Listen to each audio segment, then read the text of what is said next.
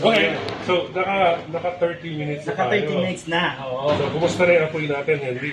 Okay naman. Oo, reveal na natin. Reveal na natin. Oo. Yun. Ako, ang bango. Ang bango. Ay, nako. Kung naamoy nyo lang to, napakabango. Di ba, Henry? Mhm. Okay, so, Tama. ang tawag nito is fluffing, or yung mga gay, alam niyo yun, fluff. Anyway, para sa atin, buhaghag, para maging maghiwa-hiwalay. Buwagagin natin. So, ang kagandahan nito, yung kanin, hindi masyadong maraming tubig para hindi masyadong dikit-dikit. Kaya kung meron kayong mga kanin na maalsa, mas maganda pa yun.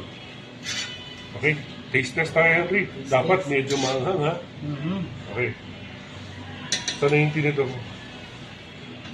Meron ako dito. Diyan.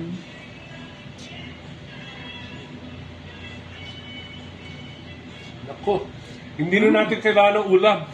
Pero sa mga Amerikano, taga-Arkansas, dapat may ulam. Kaya mamaya pakita namin sa iyo kung ano yung uulamin namin kasama si Kepi.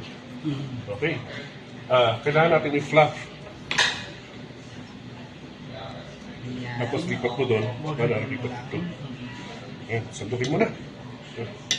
Kasi lilipat natin dito sa malinis na Para ma-mix mo ng maayos.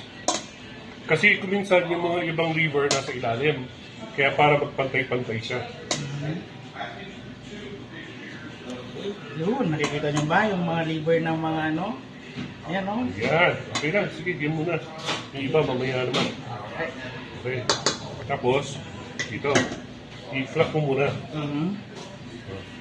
Saka sundok. Yan.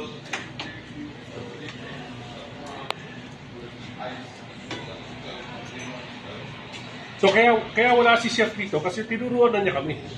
Kaya kami na ngayon ang panibagong expert. Tama. Kaya kung kaya namin, dapat kaya nyo rin. Di ba, Henry? Yo, tama. Si Henry dating nung lulugaw lang yan. Lugaw.